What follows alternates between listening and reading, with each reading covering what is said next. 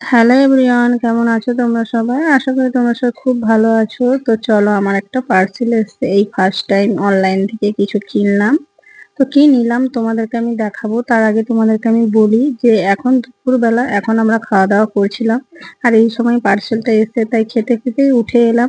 তবে একটা সুবিধা কি হয়েছে বলতো, বাড়ির সামনে রাস্তা, তো একদম বাড়ির মানে গেটের সামনে এসে দাঁড়িয়েছে।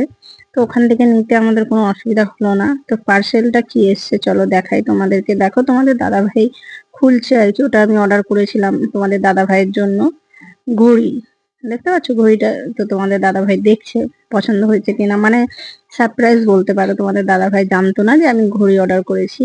তো যখন এলো তখনই জানতে পারলো। তাও বলিনি, ওকে দিয়েই দেখলে গিফটটা, মানে পার্সেলটা ওপেন করালাম। পার্সেলটা খুলে যখন দেখলো তখনই সারপ্রাইজ হয়ে গেছে ও।